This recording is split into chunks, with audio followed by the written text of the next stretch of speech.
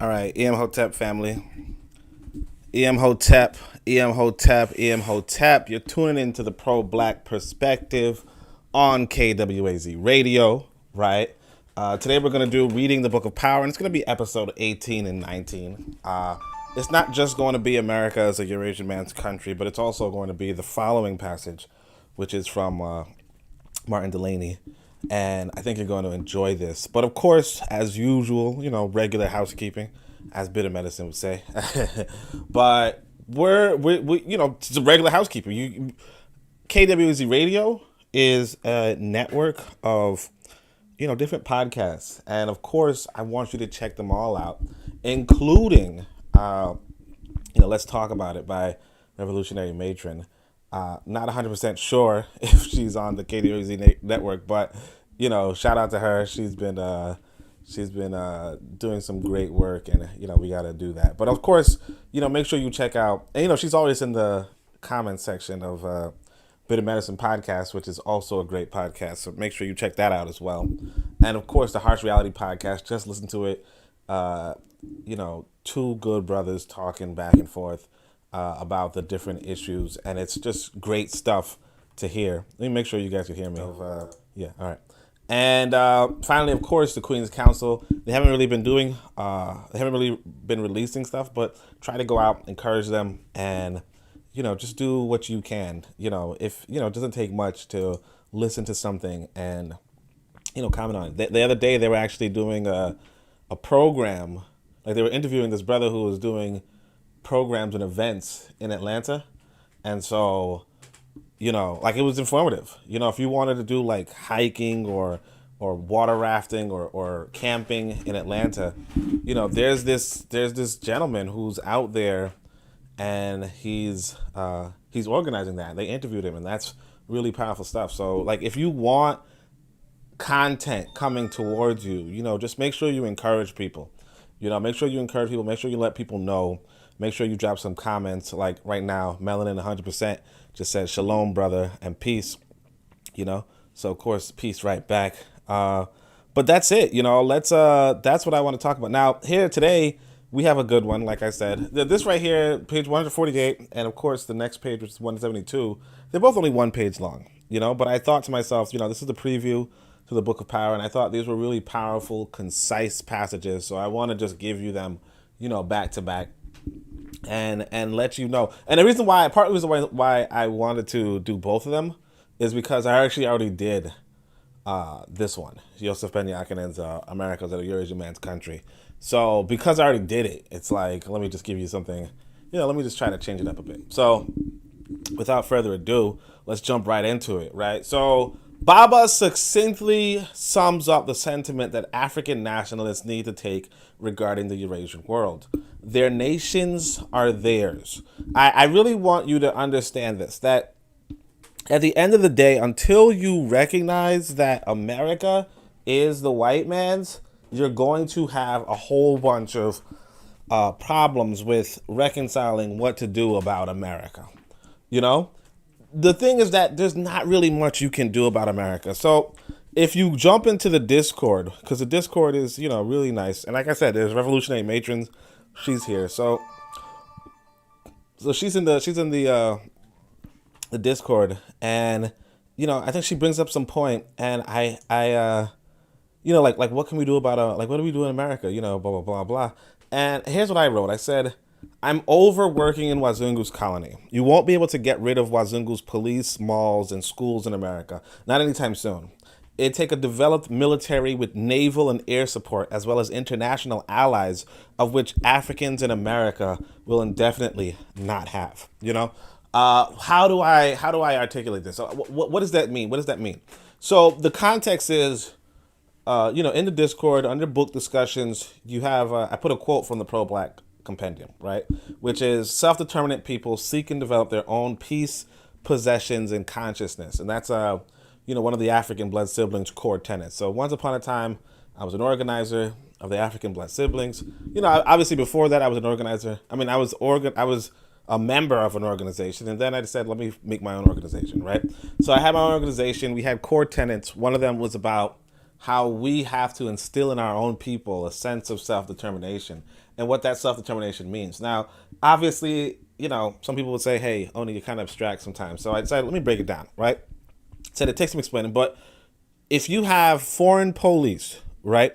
And actually, I could show you guys, I think I could show you guys what this looks like. Let's see if this is, no, you see the thing with this, you have to plan everything in advance, otherwise you're playing around with Windows and stuff. But just go to the Discord. If you click on the link in the description, go into Discord, join it, tell everybody why you're there. Say, hey, I'm here for blah, blah, blah. I'm here for the free books. You know what I mean? And or I'm here because you were in the podcast and you're reading this conversation. I want to see it myself, whatever. Right? So I say, take some explaining, but if you have foreign police, foreign malls, and foreign schools, then you are not self-determinate. You know what I'm saying? And I say, frankly, you're being colonized. And it wouldn't be unfair to call you a modern slave. And of course, Revolutionary Nation says it wouldn't be unfair. Only a small segment of society has that type of freedom. But if all the land is inhabited, do you pick a place and try to overpower the colonizers there? What are you offering the people there? Ascari only exists because Urugu has resources. And if Urugu controls the resources, how do you amass enough to make a better deal? And that's where I said I'm not really about working in this other colony. Because the thing is this. I want you to understand. And actually, I don't know why my phone's blowing up like that. Oh, I see. I'm just gonna turn off the ringtone. But the reason why I'm but like you see, like it's like we know the situation in America, but we have to really be. But the reason but I just want to broaden it a little bit. Like we know that we are a population in another person's nation. Okay, we know that we're a big, significant population. 40 million people is not a small number, right? But the thing is this, that if 40 million people do not have even a port, right? They cannot, a port, and they're landlocked, they cannot engage in international trade without the aid of their neighbors. So even if, like for instance, there are so many black cities in America that are like, you know what, we should all go there or something, right? One of the main choices, because I heard a sister tell me this, and this is actually something that a lot of us repeat. But one of the main choices would be obviously Atlanta, right? The thing with Atlanta, besides from the fact that it's like the center of mammonism, according to Du Bois, okay, so that's 100 years ago, right? He's like, this is where black grifters are, right? Like, this is where the grift is. This is where the hustle is. This is where the lust for money is, right? And that's Du Bois 100 years ago. It's not only, like just making, talking about Umar and Polite. It's not me. It's Du Bois from 100 years ago. But the thing is this, that it's landlocked. So unless you have air and naval, but you're not going to have a naval. You're not going to have a navy, right? But unless you have air dominance where you can trade with other countries, even if you were an independent nation state in Atlanta or in Georgia, if you were an independent nation state in Georgia, you would be landlocked and you could not engage in trade with other countries as long as America was surrounding you. And the thing is this, America has 200 million people, right? 5 times the population of your projected 40 million. And of course, 40 million do not live in Georgia. 40 million do not live in Atlanta. In fact, if I'm going to, and obviously, you would want to encourage some mobility. You'd want to encourage some movement. Demetrios says, I support this type of content. Asante Sana, right? Thank you, Demetrios, for the support. Make sure you guys like, subscribe, share. But let's look up, I'm going to look up the population of Georgia real quick. And that's Georgia, not even Atlanta. Population of Georgia. Georgia is a country. No, I'm joking. I know, I was just messing. I didn't look up. I didn't get the results for the country. Georgia as a population is 10 million. Okay, 10 million. So let's see, what's Atlanta as a population? So that's tiny compared to the America. So, and of course, that includes, Georgia's a majority white, you have to understand. So that's mostly white people, even if, so, and Atlanta is 500,000 people. You get what I'm saying? So Atlanta is 500,000 people. It's tiny. So even in the assumption that, every conscious black person in America goes over to Atlanta for some reason to get hustled and scammed or whatever, it's only a handful. Like if you had 100, 200,000 people jump in, that would still be only 600,000 people. I wouldn't even bat an eyelash. I wouldn't even bat an eyelash. Like if I were white, and you know I'm not white, but if I were white and 700,000 people were in the middle of Atlanta, like let's go to some radicals, or let's say, Atlanta's 488,000 people, right? That means 500,000 people. That means now, of course, if you had some sort of org, that's what I'm saying. Like I wouldn't even encourage. Like I can't even entertain it. Somehow you would have to be able. Like here's what you'd be smart.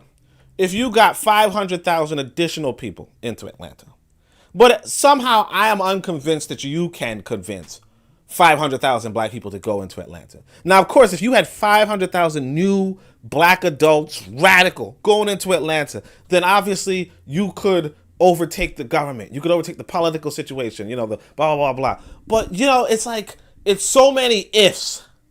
It's so many what ifs. And of course, you would still only be 1 million people. And of course, you'd be 500,000 plus people without the infrastructure there to inhabit. Long story short, it's almost ridiculous. But that'll be your best bet. That'd be your best bet. And it's not even, because again, like I said, you will not be able to control the police, the malls, and the schools in America. And then if you did, it would be for a small, tiny, insignificant population. And then at the end of the day, you still wouldn't have the military. Because look, if you have 1 million people in the city, you still don't have 1 million soldiers. You understand? And if you don't have 1 million soldiers, the fact is that if you're surrounded by 200 million people who are like, wait a second, what's this radical shit going on? What's this revolutionary shit going on? Then you're surrounded. Shoot.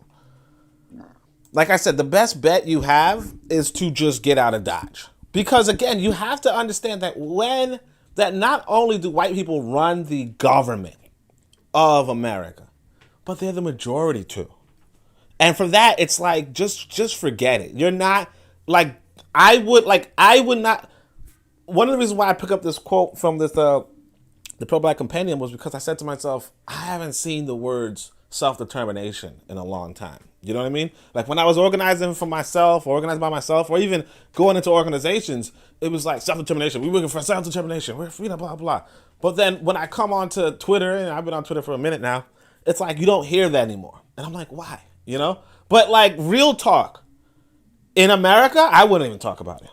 I understand, like it's going to be white rule.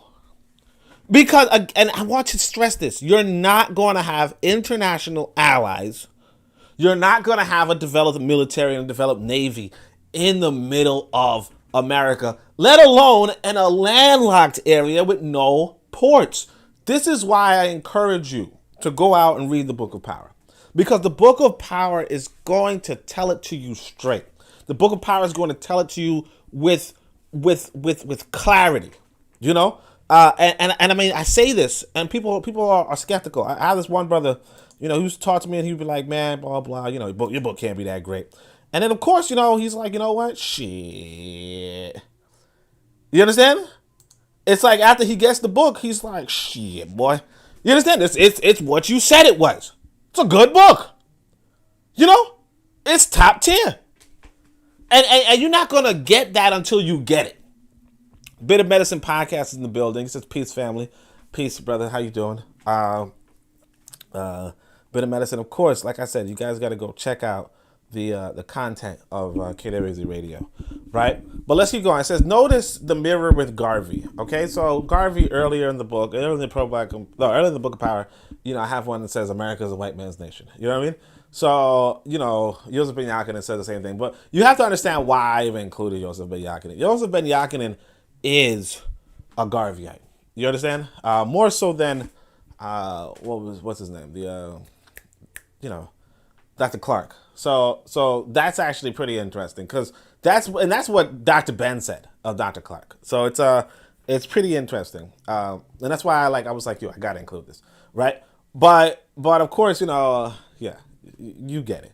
Let's see. Notice the mirror with Garvey, but also notice the solution he suggests. Now, he's going to suggest a solution, and it's going to basically be, kill white folk, right? I'm telling you, it's bold, but it's also pointless to announce unless you put forth the mechanisms to execute it or organize it in some capacity. Because again, like I said, you're Atlanta. Let's say you take Atlanta as it is right now, 500,000 people. You start killing. Like again, Georgia is 10 million people. Okay, Atlanta is 500,000 people. All right.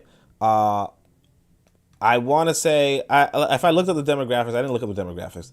I want to say Atlanta's majority black. I have no idea. Let me just see. I probably should just share the screen with you guys for a second. Yeah, I'll share the screen with you guys. Let's see if this one works. Yeah, okay. All right. I think that's it. All right, so let's see demographics. I just want you to get this. So you just search, anywhere you go, you just search demographics. So here, black population from 20, no, they gained new white residents, blah, blah, blah. Let's see if I can, I just want to, I know, you're saying to yourself, why don't you just know this off the top of your head? Okay, so yeah, it's barely, so like 41% white folk right now. You get what I'm saying? 41% white folk in Atlanta. This is the center of black, like this is what people encourage as the center of black demographics. It's mostly black people, sure, but it's mostly white folk. Now you go to Georgia, the U.S. state. How do I do that? Here. Let's go up to the top.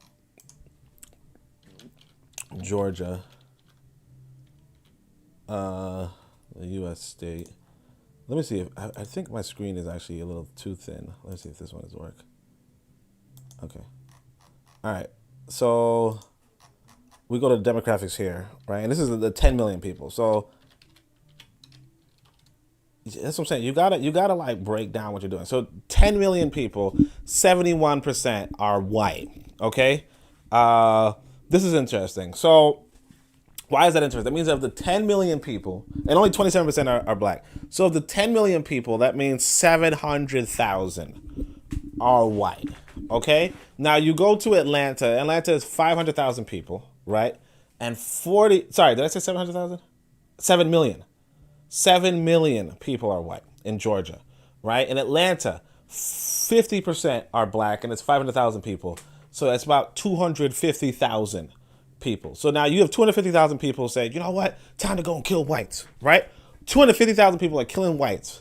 And you think the 7 million people that surround them, 7 million white people that surround them are just going to be like, oh, okay, well, shit. They got some angst that they need to take out anyway.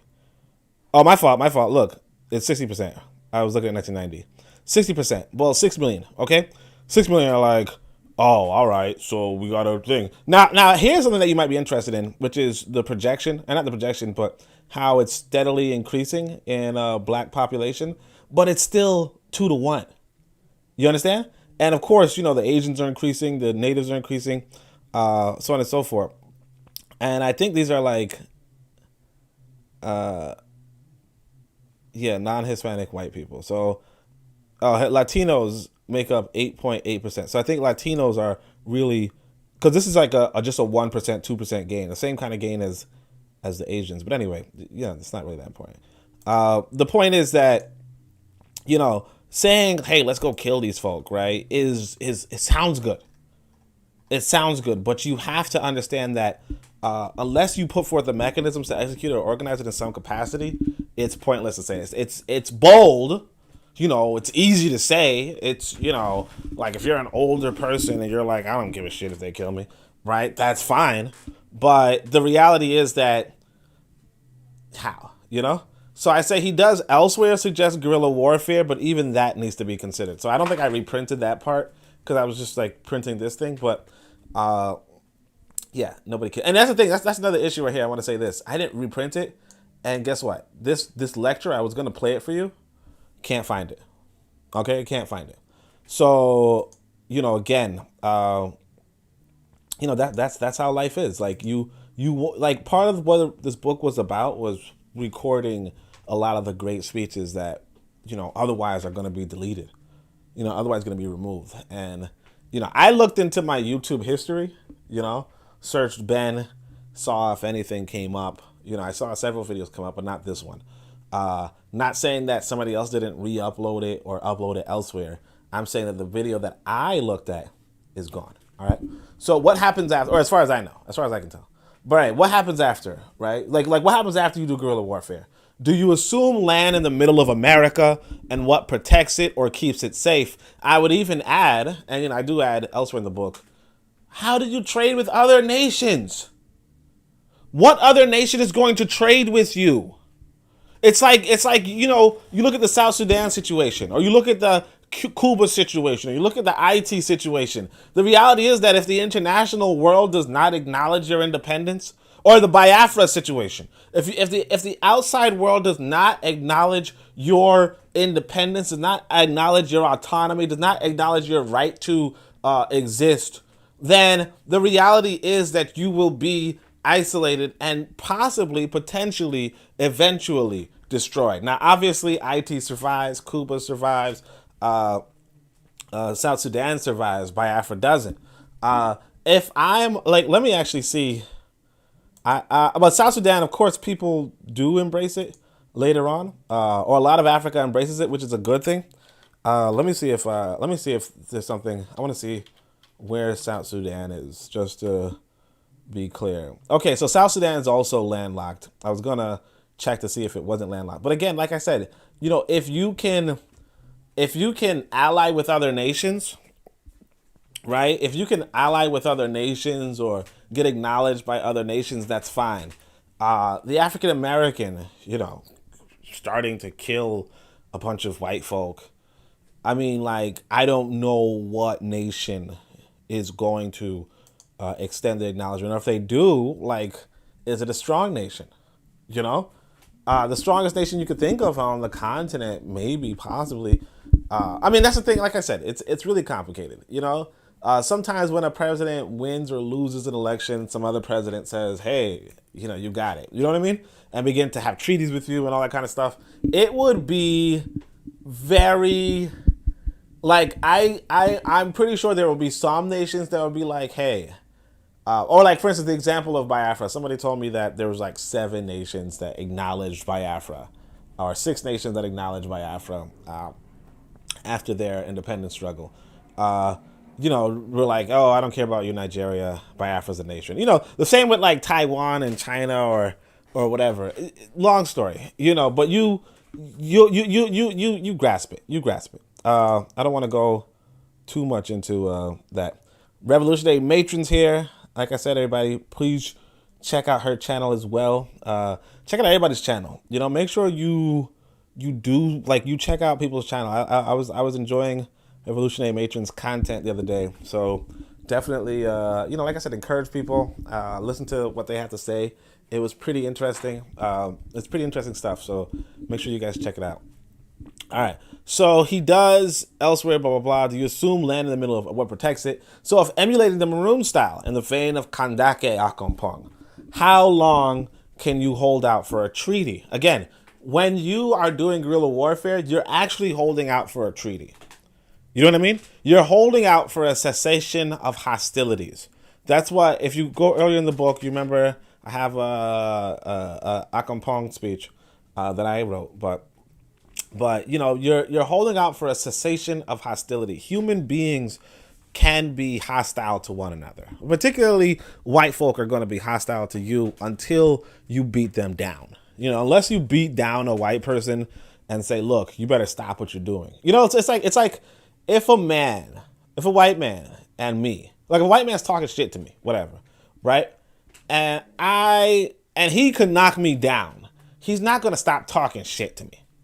You understand? Nah, I don't know. I mean, I'm not going to say no white boy can knock me down, but okay. But, like, if he can knock me down, he's not going to stop talking shit to me, right? However, if I knock him down, he's still not going to stop talking shit to me. Okay? He's going to come at me again. He's going to try to get a little bigger. He's going to try to get a little bolder. He might go back in his place, pull out a rifle, do something so that he can say, "No, I'm in charge," right? But if I beat him down again and again and again, he's going to be like, "All right, let's stop. All right, you win. All right, I concede. Okay? And that's how you have to go about with it. You know, if you're doing this guerrilla warfare, like in IT, if you're killing the French, and then this month passes and you're killing French, like, you know, they fought for 14 years.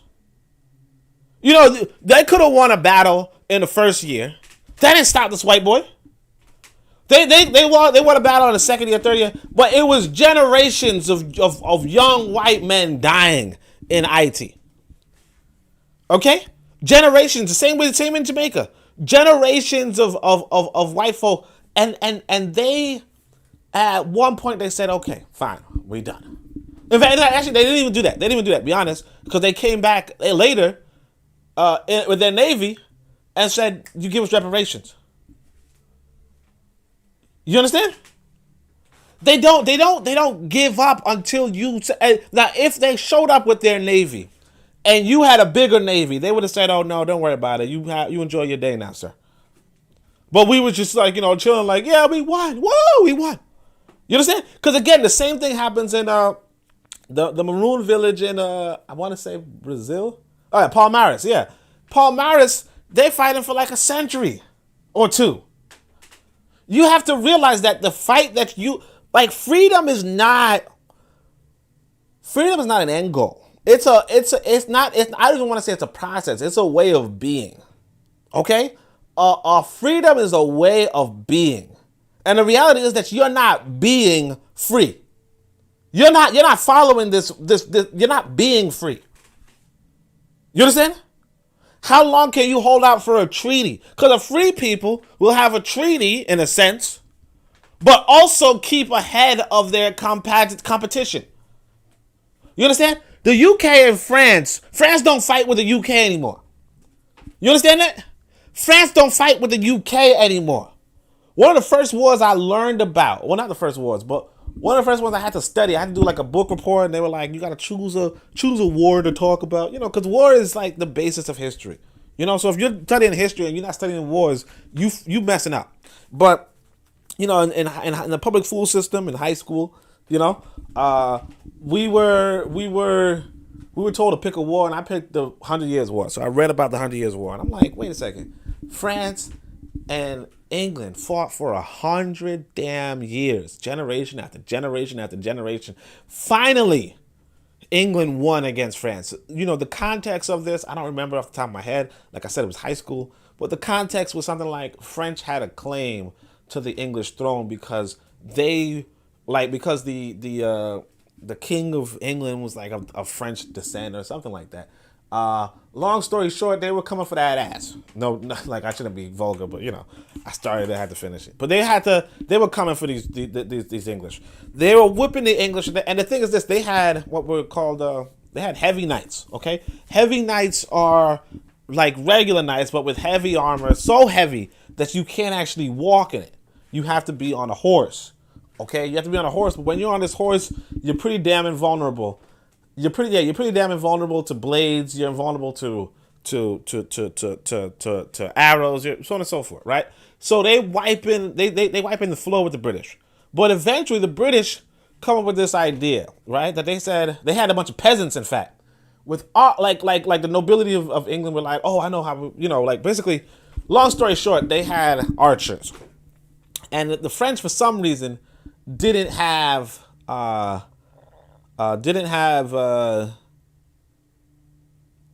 horses, I guess, didn't have that much armor or something like that. Point is, the archers would shoot the horses. The knights would fall off of the horse. This is how the British tell the story, because, you know, this is the victor writes history, whatever, right? So the knights would fall off the horses, and then being unable to get up because the armor is so damn heavy, the peasants would go over and stab them while they're laying down the floor, right? From then forward, right? The British, as far, and this might be a little before, might be a little after, who knows? But the British regularly trained their peasants in archery.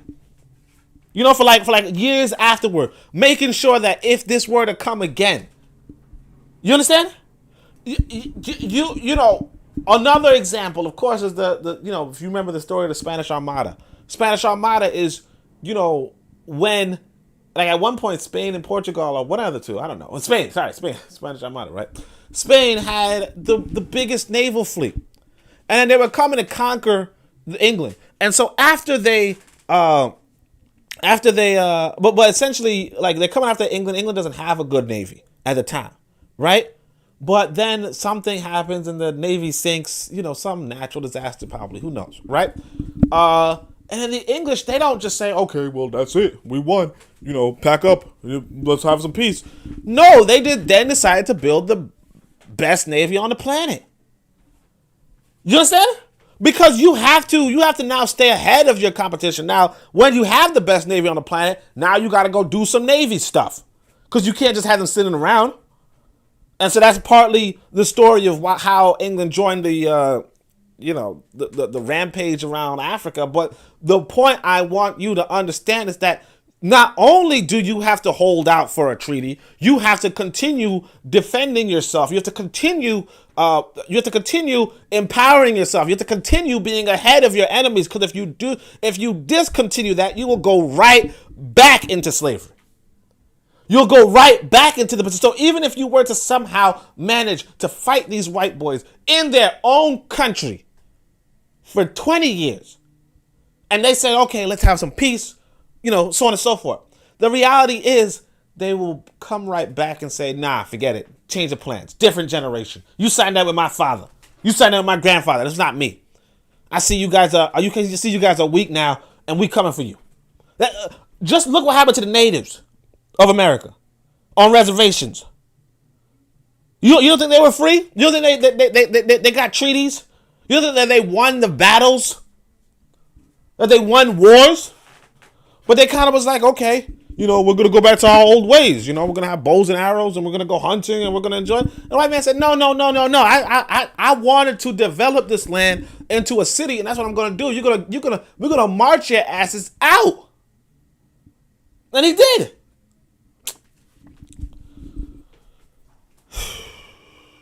Anyway, Revolutionary Major says, please respond. People respond to power and a threat of never-ending violence. Don't get ready. Stay ready. Because they are always plotting. They're always plotting. They want your wealth. They want it. If somebody wants your wealth, and you don't have any defense. If somebody wants something from you, you don't have a defense. That's on you. I actually could tell you guys about this story. So, like actually the other day, I'm walking. Now I'm in Brooklyn. Okay, Brooklyn is not necessarily safe. Okay, so I'm in Brooklyn, and this brother, I noticed this homeless guy, and he's a fit homeless guy, right? He wants your money. He's going to politely ask you you could politely decline him, and if you're and I think he's like one of them crazy homeless people too. I vaguely remember him shouting at somebody. I don't know. Right? But basically, you don't want to meet this guy in a dark alley. All right? Now, here's what's happened. I'm walking with my son. And I turned to a dark alley in a sense, right? Not a dark alley, but it's broad daylight, but it's like, basically, long story short, I noticed this guy make eye contact with me and want to start following me. You understand? Now I'm walking, I got my son with me, right? Now usually you do not want to be like if you were, like I said, this guy usually strolls the thoroughfares, where he's in the public area, you could easily avoid him. You can't avoid these people. You can't avoid this person. In this instance, right? And of course, I have my son with me, so it's not like, oh well, you gotta be a combat, like it's not like you have that many options, you kind of like it's gonna be tough for you. But of course, I'm walking down this sidewalk, and there's so many people, like suddenly there's a lot of people. First, it looks like it's empty. Right, because there's like a van, parked in the walkway, so you can't see anything past the walkway. I get past that walkway, and so many people around, well, not so many, but there's enough people, right? Where it's like, this guy's not gonna act. And sure enough, you turn around and he's gone. He's like, okay, I can't act in this, I can't act over here. You know what I'm saying? Why do I say this? Well, I mean, there's two things to it. One is obviously, there's an importance in community and organization. He doesn't know whether I live there, whether I don't live there. He's clueless, but he also probably figures that he can't do this he can't do something in broad daylight. But the other thing is this, that people are looking for your weaknesses. People who want something from you are looking for your weaknesses. I remember seeing one kid, like I said, I'm in Brooklyn. I remember seeing one kid, there was like a group, I was like, man, what a dumbass, right? He looked like shoot. Like he looked like one of them nerds who just wasn't paying attention to nothing, It was like a high schooler, and it was, he's walking behind me, and there's like a group of kids coming at him. Now these kids are active and touchy and disrespectful, and basically you could tell that they're like young gangbangers, right? And this kid, and they're asking him for money or something, and he's like, nah, they didn't have any money for give, whatever, right? So he's walking, and these kids are like harassing him, kind of. And instead of staying on the thoroughfare or going somewhere, that's populated, the boy turns the corner, right, to where nobody else could see him. And and then of course you see the kids signaling, come on, like to other kids, come on, let's go. We got a target. We got a mark. And I mean, obviously it's a sad thing. I mean, you might be like, hey, only why didn't you, save him or something like that. But, shoot, you understand? It's it's like social awareness. They were actually talking about that on the Harsh Reality podcast. That social awareness. In fact, the Harsh Reality podcast had this. They were interviewing this sister who was about I think gun. I guess gun proliferation. I don't know the word, but gun proliferation, right? But basically, like everybody should have their own gun. And what she was and like she's saying, yes, social awareness, that people when they're trying like I think she was giving out the advice that one of the advice that they give in like gun training or whatever is that you always have to look for the plus one, like the other person, because most criminals work in pairs. Now these group of criminals, these young gangbangers or whatever, they worked in a group.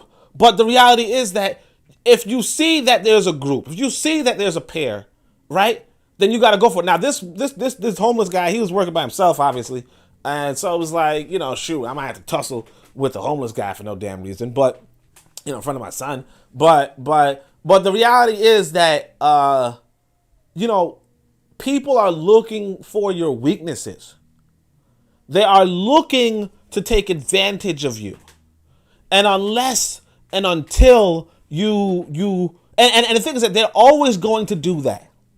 It's not going to stop with you having a victory. The Native Americans had many victories against Europeans. The Africans on the continent had many victories against Europeans. The Africans in America had many victories against that. You don't stop the train because it like if the train goes to our one stop, it don't stop it. There's this quote from the, like I said, go to Pro Black Compendium, and you're going to see quite a few quotes. One of the quotes that I liked was, I think they said, I think it's like crows go out, for like the season, and then fools think they're gone forever. You know what I mean? So, like let's say crows will mess up your farm or whatever, right? They think that because the crow, because the crow goes away for a season or whatever, right? And it does this regularly, that it's never going to come back. But you have to prepare for the crow even when the crow isn't there, right? You got to have a scarecrow up even if you don't see any crows to scare. You understand? If white folk are, if the crow wants your crops, right? If the crow wants your crops, then you have to protect your crops. If the white man wants your wealth, then you have to protect your wealth. It behooves you to not look at humans as animals. I'm telling you, you got to look at humans as animals. Don't believe the hype. Don't believe the Judeo-Christian mythology that humans are better than. No, Look at humans as animals, and then you will understand this world. If an animal wants what you have, right? Then you have to build a fence. Okay? Now the human is a lot smarter than the human is a smart animal. Okay? So he knows how to get over a fence. Just like if you have a low fence, a dog can jump over that fence. You have to build a higher fence, what they call gate. You have to build a gate. You have to do some what they call gatekeeping. You have to be able to defend that gate. You have to have towers. You know, there's so much that needs to be done, and you're not going to do it. And you're not going to do it in America, period.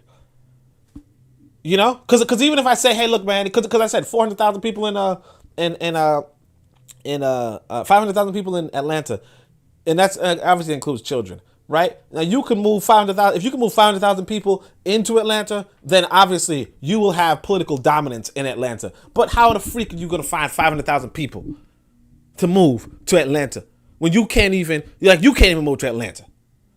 You understand? And plus, it's like you ain't got no damn homes. You don't got enough homes for to double the population. You understand? Like infrastructure's not there. Come on. Sorry, I was just eating some food. All right. So this is where a strong Africa comes into play. So this is what I'm saying. You got to go back to just go to strong Africa. Get a strong Africa, right? Or is the intent to fight one's way out of America? Because here's another thing. You don't have to fight your way out of America. You could just walk out. You know what I'm saying? Like, I don't got to kill anybody on my way to Africa. You know what I mean? I'm not saying I won't. I'm just saying I don't have to. You know? So you know, there's actually no reason to fight in America. I mean, unless you want, like I said, if you want revenge, that's different. You know? But that's why I'm grateful that, you know, I personally... like my family doesn't come from America, so I don't have to have that revenge in a sense. You know what I mean? Like my family come from Jamaica, and I'm not even that attached to it either. So, you know, it is what it is. All right. So, or is the intent to fight one's way out of America? So, I mean, like I said, I understand if you feel like you need to fight, you need to kill somebody on your way out, then like I said, just go ahead and do it.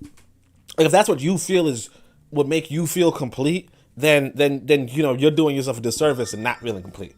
But I wouldn't even. But like that's on you. You understand? All right, let's keep going. So this is where a strong Africa comes into play. So these things must be considered and articulated when we discuss these matters, or it's empty talk. You know, the classic novel, The Spook Who Sat by the Door, portrays an unrealistic guerrilla warfare unit and ends before any resolution can take place. I want y'all to understand what I just said. Bit of Medicine podcast says 2A advocate. So Second Amendment advocate. Yeah. Yeah, that's what it is. So Second Amendment advocate was the Harsh Reality podcast. So it's you know, he's interviewing some great people. He might he interviewed Koku as well, which is another great person, and he might interview me someday. So check it out. All right. Anyway, so as proof to the law of Ma'at shows, war is the response to Isfet. So you're saying war is a response to Isfet, but war has to be towards Ma'at, and one must do calculus into regard to how that war can lead to Ma'at. So you want to have Ma'at at the end of your war. You know, your war has to be, you build up your own community. The reality is, again, I wanna keep emphasizing this. You got 500,000 people fighting 70 million people, right? And you think you're gonna have Ma'at from that? Possibly. But the reality is that you gotta do a calculus. You gotta do a calculus and say to yourself, 60 million people. 6 million. Can I, as a group, right, have 500,000 people free where they're surrounded by 6 million people, hostile forces? And if not, then, you know, and I'm not saying that it's not possible, but you have, because again, like you go to South Africa, right? And you're like, hey, they you know, these white folk are a minority and they're in charge, right? But yeah, they have international allies. They have Navy. They had nuclear weapons at one point. Like they are a developed, you know, they have the wealth. You know, it's a whole different story. But, you know, I don't even need to I don't even need to, further elaborate that. Let's go. Separately, however, note that Baba discusses the Eurasians elites and the absence of African elites. This issue with African nationalists has been the absence. The issue with African nationalists has been the absence of African elites trained to be about the African nation. So, of course, just to stress and emphasize, and just finish the point, proud African nationalism must be about, having African elites trained to be about the African nation. The reality is that right now, almost all of the elites of Africa are trained to be about the European nation, the Eurasian nation. A lot of times the nation that was colonizing them. So, the question always is, do we have independence or not? And it's like, yes, we do have an independence. Counter to what most people would say, yes, we do have an independence. But if your independence has you trained in another people's way to benefit another people, then your independence doesn't mean much. It's kind of like in America. We're not necessarily enslaved per se, right? But if we want work, we got to work for white folk. So and when you're working for somebody, you empower that other people. You enrich that other people. You don't, like, when you work for somebody, you enrich them. You understand what I'm saying? Because they are hiring you in order to expand their wealth. They're not hiring you because you cost them anything. They're hiring you because you can make their institution that much more rich. So when you work for a white person, you are enriching them, right? So we are free, but it's like we're free to enrich white folk. Same in Africa. They are free, they are independent, but they are independent to enrich white folk. One of these brothers put up a thread about Niger. Xbox the marks, right? Anyway, he put up a thread on Niger and how, like for the last 50 years, from Niger's independence and before, not only has France been taking out the uranium out of Niger, right? But it's been doing this for the last 50 years and dumping nuclear waste in Niger, to the detriment of the people there.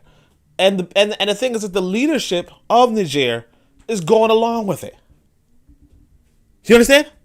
This is, and obviously, like I said, the control, the scarecrow, and so on and so forth. If somebody in Niger says, you know what, no, we're not going to do this, of course the white boy is going to be like, and then get another person. But here's the thing. Is he going to send a white person to be the leader? Or is it going to be a black person? So if it's going to be a black person, then when is it that a black person is going to say no? You understand?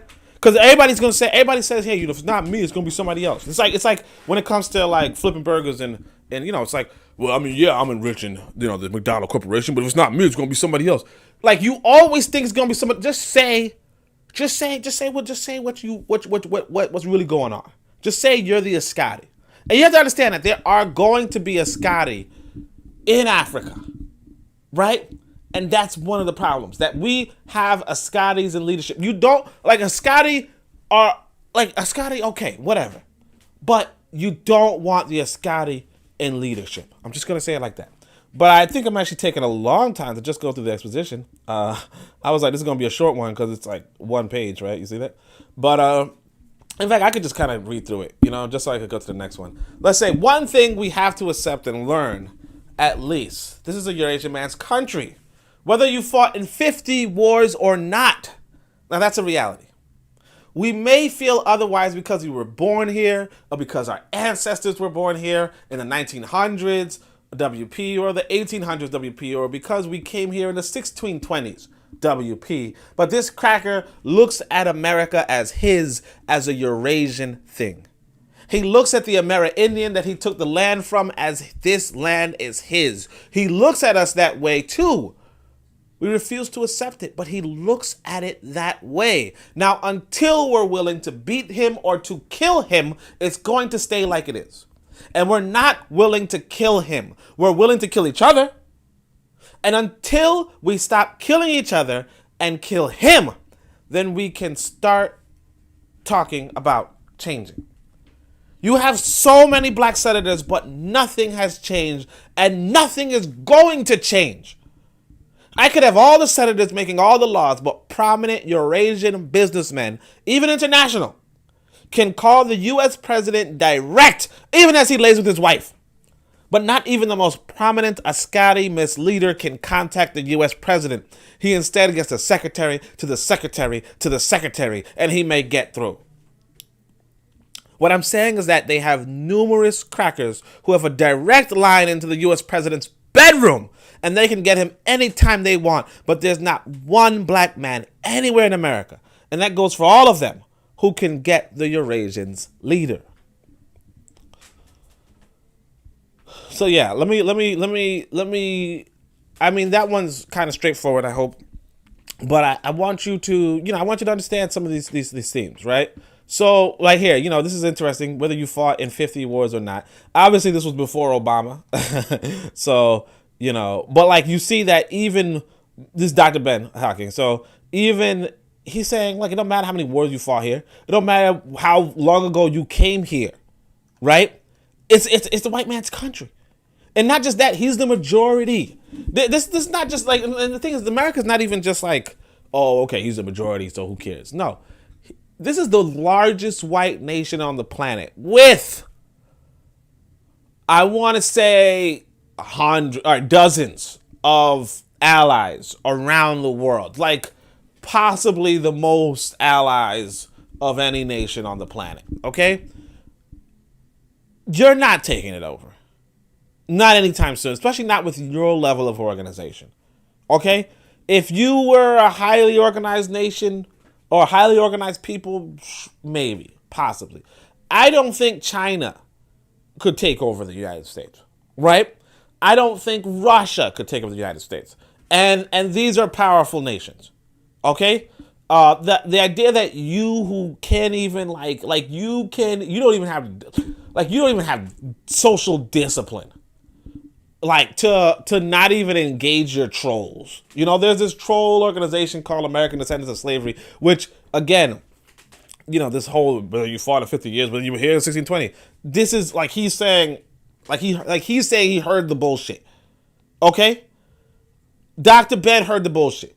I had a post. Nikki Giovanni was talking about the bullshit. Du Bois talking about the bullshit. Malcolm X talking about the bullshit. Ben heard all that and was like, no, right? It's just bullshit, right? That's discipline. You hear this. You hear people talking about June. Like, for instance, I think yesterday was Juneteenth, in America, right? Not really something, whatever. There were so many people like, well, you can't celebrate it, And it's like, shut the fuck up, right? Just don't even engage that. Not you. Like, if you have social discipline, you're like, I'm not going to engage this. That's some old bull. Not you. You, the Pan-Africanists, the thinkers, you're all, no, that's not fair. You shouldn't say that. Oh, no, it's like, oh, gosh. You understand?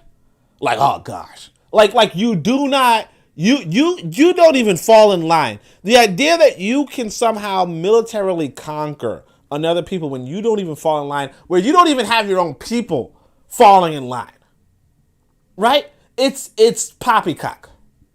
It's nonsense. You can kill one or two white folk, but you and I know what happens when you kill one or two white folk in their nation. They hunt you down and kill you. You understand? They hunt you down and capture you, hog tie you, beat you, torture you. It's not a game. And you know this. You like, for instance, an example of cop killers, right? You know what happens. Like you see police beating on a man, or you see a man, in his mug shot, and they show you, they did this on purpose. They show you his mug shot with a black eye and this and so on and so forth. And they're like, this is the man who killed the cop. This is a black man who killed the cop. This is what we do. Like, you're not organized to protect this man, right? And so, and it's like, how are you going to go about with organizing that? Because they have their eyes on everything that you do. You are freaking using their communication devices. Like you for real at war. Like it don't even make no sense. Like, imagine if England and Germany are in war, World War II, right? And Germany provided all the radios for England. Does that make any damn sense to you? Germany provided all the radios. Like, who do you think is gonna win that war? It's almost common damn sense. Germany manufactured all the and you continue to do this. You talk about, China built this center and they had it all bugged. No shit, Sherlock. I shouldn't say Sherlock. I should say Imhotep, right? But no shit, Imhotep. How you figure? Why would they not bug? If you're talking about political secrets, why would they not want to hear about that? And not just that, China spies on America. Like, China don't give a shit. China spy on anybody. America spy on anybody. The espionage is one of the main, China is a country where Sun Tzu writes The Art of Warfare. Okay? In The Art of Warfare, Sun Tzu is emphasizing how having spies is one of the most important things you can do in war. Okay? It's one of the most important things. So you expect this man to build you something free of charge and not bug it? You must be bugging. Play on words, all right? But just going forward, like you on his device, because I was reading this article. Check this out. I was reading this article, right? Now I wasn't reading this article. Somebody put up this article where they said this criminal network got caught, with all these crimes because the FBI was monitoring their communications for the last 3 damn years. 3 years. I put it in the Discord, potentially interesting. So make sure you go join that Discord. Shout out Imhotep, obviously, right? But that's what's going on. If the government is if the feds are going in private apps, private networks, criminal networks, they're doing that private stuff. You don't think they're doing that in the public? And so you there typing away, and you know this. You know this. You signed it up in the terms and conditions. When you signed on to Twitter, it was like terms and conditions. We will snitch on your dumbass. You do something stupid, we will snitch on your dumbass. We guarantee it. And you were like, accept, I agree. You're like, I ain't gonna read this shit. Nobody reads this shit. Feds read that. I'm telling you, I'm not even like I want you to understand that even if you try that. But again, notice this. I want you to focus on this word right here. Prominent Eurasian businessmen. These are the elites. These are the elites. The senators are the elites. The prominent Eurasian businessmen are the elites. Even the international, like you have to understand that politics is a part of economics. Politics, economics, culture, they're one and the same. They're one concept. You're this freaking trader. I'm not gonna I said his name already, Charles Barron. I don't like him, but he was actually breaking down in that documentary I told y'all about last week, right? He was breaking down, how the government contracts. You have to, government contracts. I keep telling y'all the budget of these cities, whether they're in, especially in America, but even in Africa, the budget of these cities are crazy. And if you can get onto these contracts, right, there's a lot that you can do. Like the roads are being paved by the government giving contracts to people who own engineering firms that specialize in road buildings, and so you'll get millions of dollars for that. The food that you eat in the public food system is coming from some farm or coming from some food distributor, and that food distributor is getting bank just providing that little food that you as you're like, oh, this chocolate milk is so crap, and oh, the meatloaf is garbage. Yeah, there's a food distributor getting bank from that. Okay, that's how politics works. So these businessmen are calling up and saying, hey, I got a lot of money. I could help you run ads as long as you, when the public food system need to feed these dumbass kids some food, right? These dumbass kids some food. I want you to give me that contract.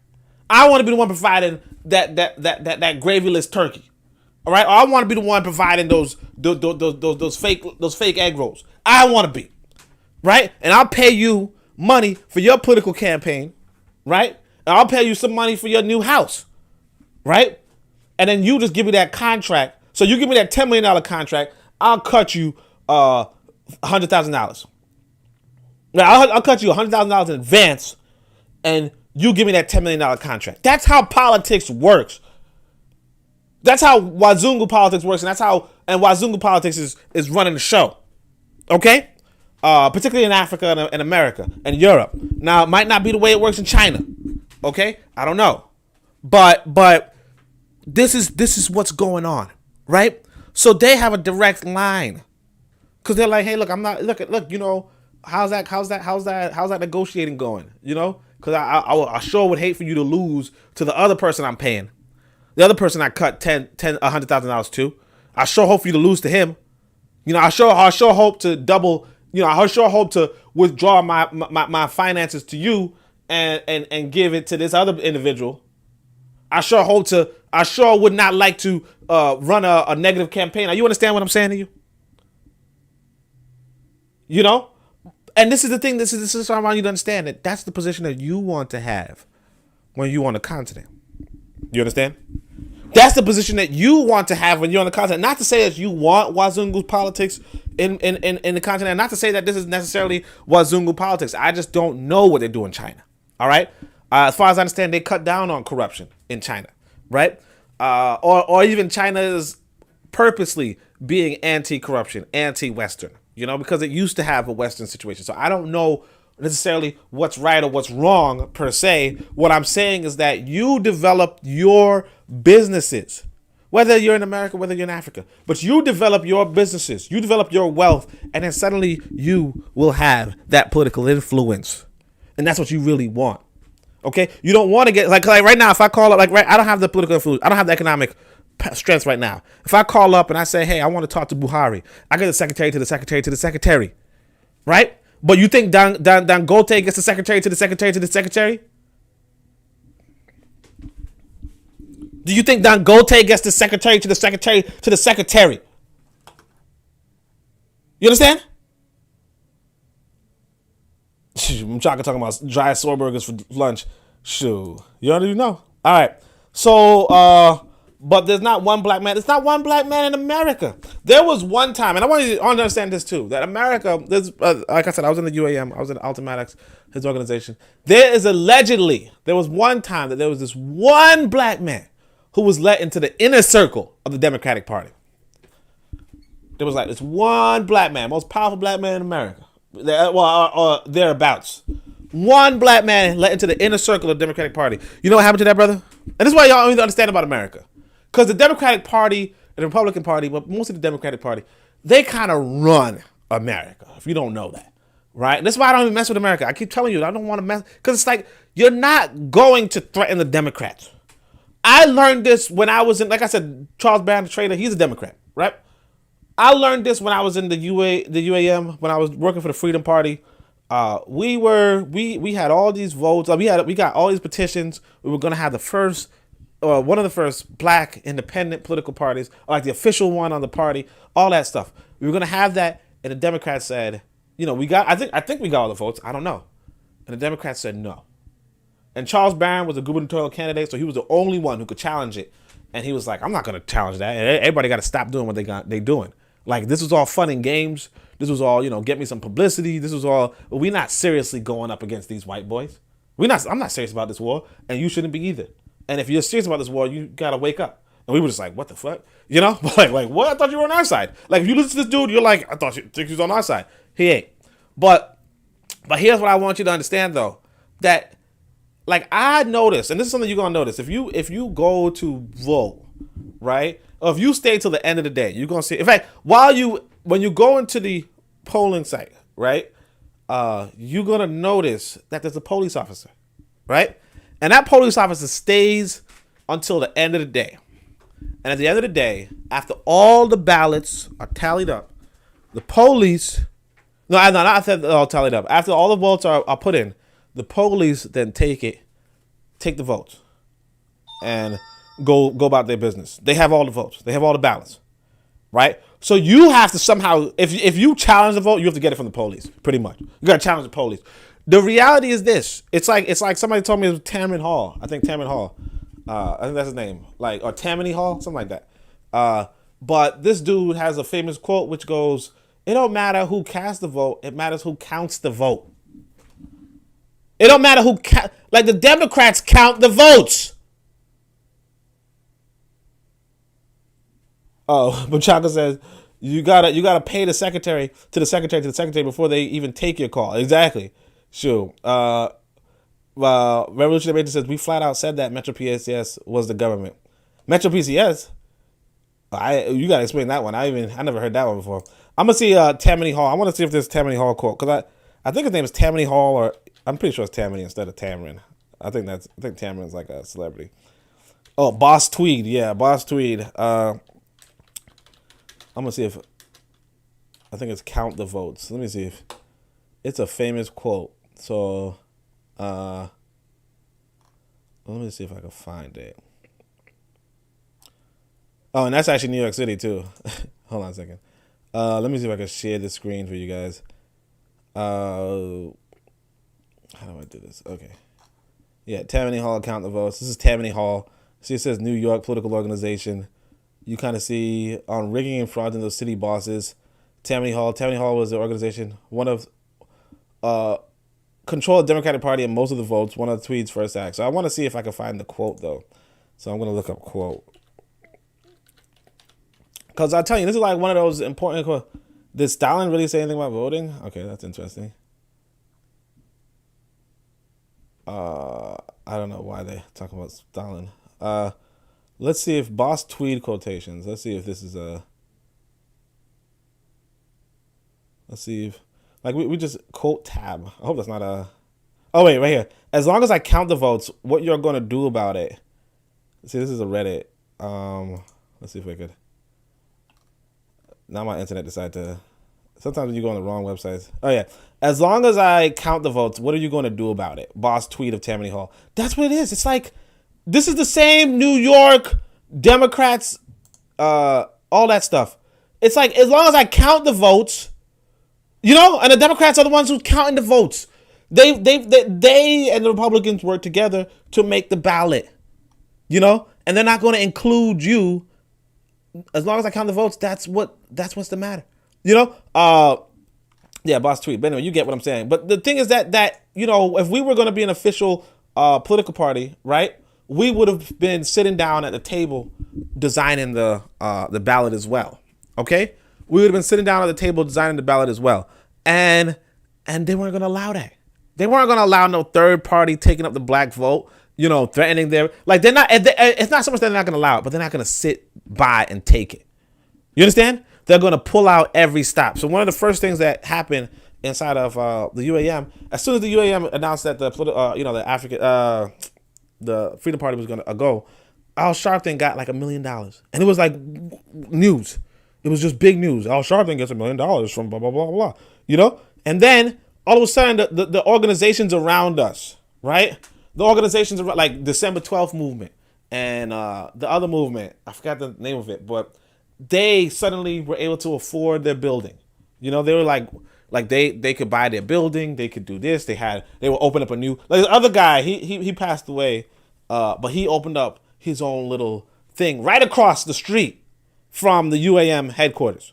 I mean, I'm telling you already. Like it's so on the nose, but again, these white boys are not just going to sit by and let you strategize to take them over or to dethrone them or to disempower them. You understand? Because, and it's not just them. All of them are concerned. Like I said, if you look at this business thing, if you look, the prominent Eurasian businessman is not going to sit by and let you threaten their contracts. There was this article this sister wrote for me, right? I'll tell you, one of my favorite sisters, Dallas Newton, from back in the day, right? And she wrote this article and she was like, you know, she was talking about this sister. I think she might have been in Georgia, come to think of it. But she was like, the sister, she was doing one that was paving it. Like, she got a government contract to pave the roads. Michigan. It was Michigan, I think. They chased her out of Michigan. The other white businesses chased her out of Michigan. And you have to understand that this is something normal. If you open up a bakery store and another person has a bakery store across the street from you, you two might just start brawling in the street. This is what white folk do. They start brawling in the street if they have open competition. If you're a competitor, they do not want you as an economic competitor in America, and they will do what they can. They don't want you as a political competitor. They will do what they can to stop you. So anyway, let's go forward. Let's go forward just a little bit. Tamron Hall is a news reporter.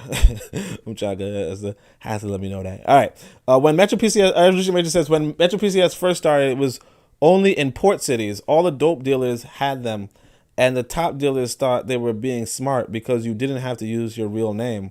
In the Midwest, we always said that the feds, Metro PCS, Metro PCS. Oh, you mean like that? The government? Yeah, because they're spying on you. Because my thing is this. Look, I read Assata Shakur. Okay, I read Assata Shakur. Assata Shakur's phone was being tapped in the 60s. What in the world would make you think that your phones are not being tapped? Not to mention that the guy, Eric Snowden, I think, or one of those people, but one of them was like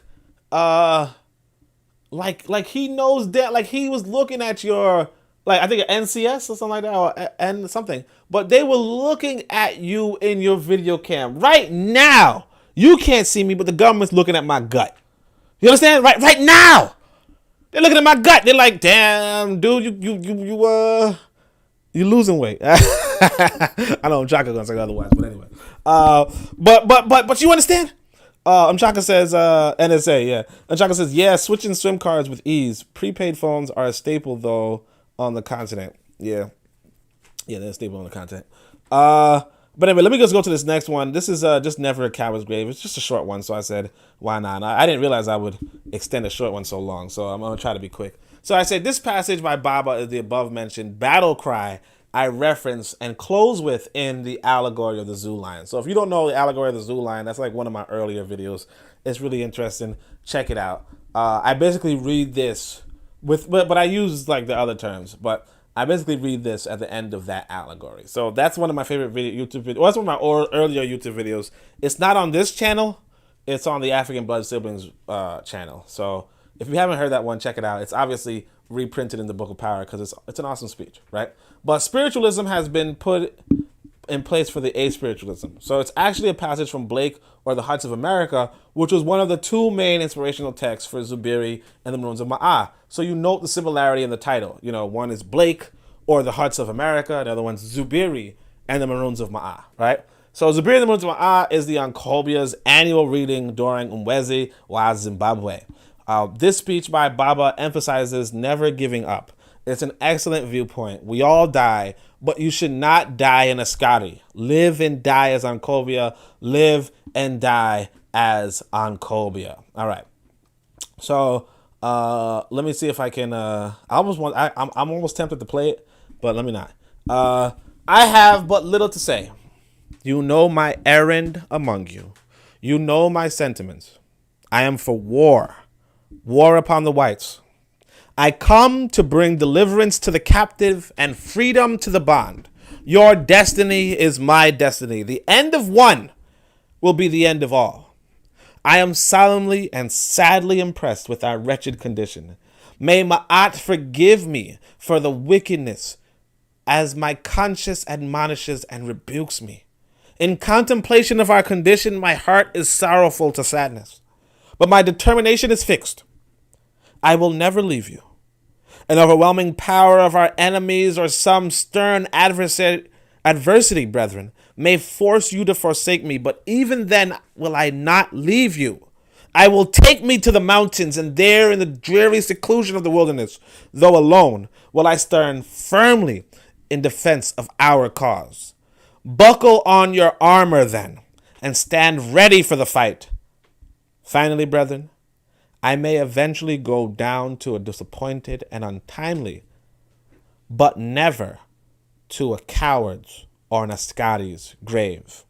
A man's will be done. So obviously, yeah, that's just a powerful passage. Martin Delaney, never a coward or a traitor's grave, and that's really how I want to live my life, or how I want to end my life. You know, well, not that I want to end my life, but when my life ends, I do not want to go out like a coward or an Ascari. And that's how I want you to think as well. I want you to I want you to say to yourself, in your last moments. Well, I mean, you can say whatever you want, but among the last moments, I want you to think to yourself, were you a coward? Were you an Ascari? And I want the answer to be no. And that's really what it comes down to. Part of this book, like when I first printed this book, I was like, shit, I don't think this white boy will make me publish it for long. But I guess he picked up on the fact that black folk don't like reading, and he knew that in advance, and he was like, shit, okay, waste your time, waste your energy. But I mean, this is like, I was thinking to myself, this if this was my last thing, my last testament on this planet, it's a worthwhile one. Obviously I'm living longer than I expected, and I'm not complaining. But I said to myself, like, because at first I was like, look, I can't, if I publish this, bad things happen for me, it's going to cost me. It's going to reflect on like my kid's going to be without a father, and all that, you know what I mean? But I said, I got to do it because I'm not going to go down like a coward, not like an Ascari. It's gonna be on Colbia or nothing. You know what I mean? And so, obviously, this is what it's about. It's just war with the whites, war upon the whites. That's all. And not just war, but you have to establish Ma'ai. You have to establish Ma'ai back on the continent of Africa. And that's what I want all of you to understand, that, that's really what it comes down to. Otherwise, though, I don't know what I'm trying to say in cat for some reason. I can't remember why, but I wish there was like a time stamp so I can know what he's talking about. But yeah, Bitter Medicine says LOL. I guess I have to look back at it. But yeah, that's pretty much the end of everything. Thank you everybody for joining me. That was two different passages, so I'll consider it episode 18 and 19. Thank you for being with me. I hope you enjoyed it. I hope you learned something. Please share, like, subscribe, and all that, And of course, I appreciate everybody being here. Obviously, check out the the other programs on the KWZ radio, as well as check out everybody here. Like I said, Revolutionary Matron's been doing some stuff. Bitter Medicine, obviously doing some stuff. Harsh Reality Podcast, great. Chaka, he's cool people. Demetrios and Melanin, definitely great people, always here. So definitely, I like thank you everybody for being here, and of course, Shem Yem Hotep.